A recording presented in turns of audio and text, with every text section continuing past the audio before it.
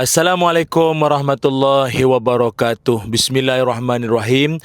Alhamdulillah rabbil alamin wassalatu wassalam ala Rasulillah wa ala alihi wa sahbihi ajma'in. Qala rabbi shrah li sadri wa yassir li amri wahlul 'uqdatam min lisani yafqahu qawli. Amma ba'du. Alhamdulillah, syukur dan puji dipanjatkan ke hadrat Allah Subhanahu wa taala, dengan izin dan kasih sayangnya dapatlah sama-sama kita sembang-sembang pada video saya pada kali ini. Terima kasih kepada semua yang menonton dan rakan-rakan follower, subscriber sekalian. Semoga kalian dirahmati Allah.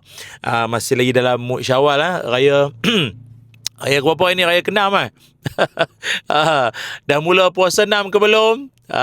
Okey, apapun, kalau yang masih lagi berhari raya, saya ucapkan selamat berukhuwah dengan rakan-rakan, merapatkan kembali mungkin dah lama tak jumpa ke apa, adik-beradik ke, jiran ke, kawan sekolah ke apa, dan juga yang mungkin tak ke mana berhajat nak puasa 6 pun selamat berpuasa 6. Okey, saya percaya ramai yang tahu tentang isu yang diperkatakan sampai mendapat perhatian Menteri Agama berkaitan tentang soal seorang pempengaruh influencer yang mengalami tekanan hidupnya dan berhadapan dengan macam-macam masalah, dan seterusnya dia bertindak dengan dia acah tatu dia mengukir tatu pada tangan kiri pada tangan kiri dia. Dan dia memang dia kongsikan betul, bukan video AI ke apa, memang betul dia. Saya pun secara peribadi saya memang terkejut dengan video tu. Saya memang jujur cakap, saya memang follower, saya memang mengikut setiap konten dia. Kebanyakan lah, bukan setiap, kebanyakan. Pasal saya ni saya minat gadget-gadget ni semua kan.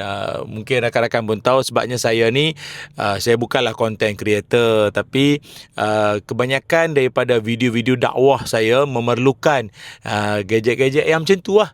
Jadi kadang saya perlukan advice orang yang mungkin dia tahu, dia mahir dengan barang-barang ni semua. Jadi saya follow dia lah, dan beberapa influencer yang lain. Jadi tapi saya perasan dalam semenjak 2 menjak ni, saya perasan ada konten dia yang macam lebih kepada personal kehidupan dia lah. Dia ada sebut tentang benda-benda tu kan,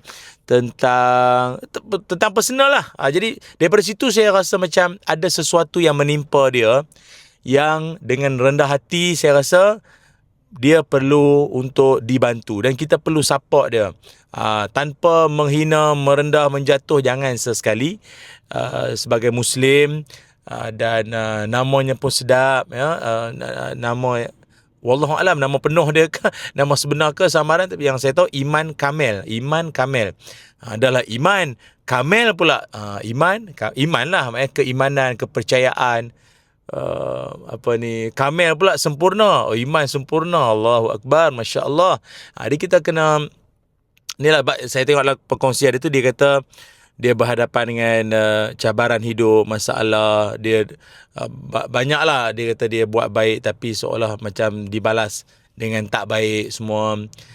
Saya percaya dia sedang berhadapan dengan sesuatu yang mungkin kalau dia kongsi dengan kita pun, yalah, kasut masing-masing kan, kita tak berada dalam kasut dia. Cuma ini sekadar ingatan, sebab saya percaya Iman tahu akan hal ini.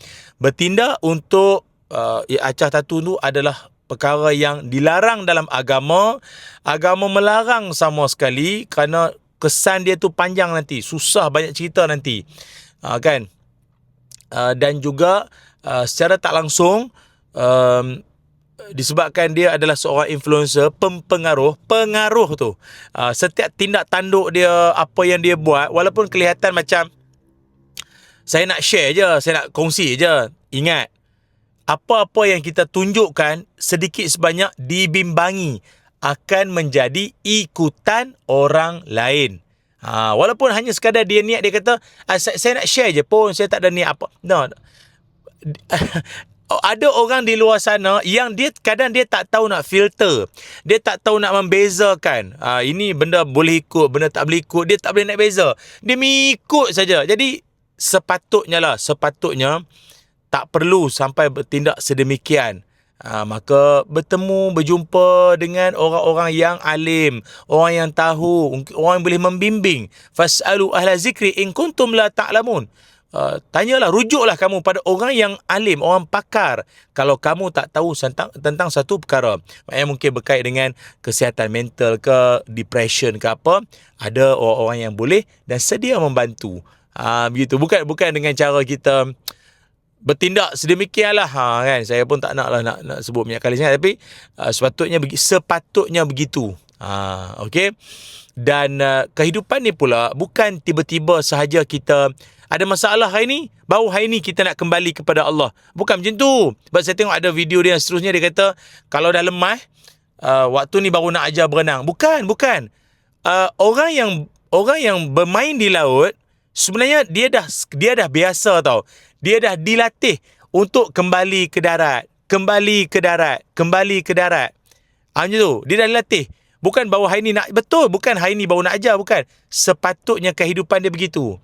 Apa-apa berlaku, maknanya kembali kepada Allah. Maknanya dalam istilah agama, setiap kali melakukan kesalahan itu taba atau taubat. Datang perkataan taba, itu kembali pada Allah Ta'ala. Kan? Sebab itu dalam hadis kan Nabi SAW sebut apa? Kullu bani Adam khata'un wa khairul khata'in at-tawwabun. Setiap orang ataupun setiap anak Adam ni dia buat salah, tapi sebagus-bagus orang yang buat salah itu dia kembali kepada Allah. Bukan bermakna dia dah worse sangat, dia dah teruk sangat dah baru nak ajar kembali. Bukan. Setiap kali buat salah kembali pada Allah. Setiap kali kembali. Dan ingat, dalam hadis pun Nabi sebut, sampai bila Allah Ta'ala akan ampunkan kita? Ingat, keluasan pengampunan Allah itu melebihi apa sifat ataupun dosa kita buat. Kadang kita rasa macam dosaku dah banyak dah, dosaku bagaikan pepasir di pantai dah. Rasa dosa kita banyak, pengampunan Allah lebih luas daripada apa yang kita dah buat selama ni. Allah, ingat, innallaha ghafurun rahimun. Allah maha mengampun lagi maha penyayang. Berapa ramai di kalangan kita tahu, kita dah boleh maafkan, kita boleh sayang dia pula. Belum tentu. Allah, ya, Allah dia ampunkan kita, dia sayang kita pula. Tapi dengan syarat kita kena sentiasa kembali kepada dia. Itu ya. Saya pun Allah macam bagus cakap, dah tegur orang, react orang, dah. Saya pun banyak buat salah. Tapi bila buat salah tu kita kembali pada Allah. Bukan dah jatuh teruk baru nak kembali, tidak. Itu caranya. Cuma bagi saya bimbang normalisasi. Bila berhadapan dengan tekanan ni, kemudian bertindak sedemikian itu menjadi satu perkara, ialah normalisasi lah dalam masyarakat. Na'udzubillah. Kan? Dalam hadis kan Nabi sebut, man dalla ala khairin falahu mislu ajri fa'ilihi. Siapa-siapa yang tunjuk satu kebaikan dan kemudian kebaikan tu diikut oleh orang lain, maka dia akan dapat pahala setiap orang yang ikut. Macam Iman kan, Iman selalu kongsi tentang gadget-gadget, cara penggunaan mikrofon, lighting yang bagus, cara nak set up studio. Dia ada studio, cantik studio dia. Kan? Lepas tu kami pula, para asatizah, para pendakwah, kami set up untuk buat apa? Podcast ke, mic kami beli yang bagus, hasil daripada perkongsian dia. Banyak Iman punya pahala banyak. Ya Allah, kami ustaz-ustaz ni bukan tahu sangat mikrofon ni semua tak tahu. Aduh, nak yang paling murah ya. Tapi insya-Allah Iman. Dah lah. Awak sangat-sangat baik.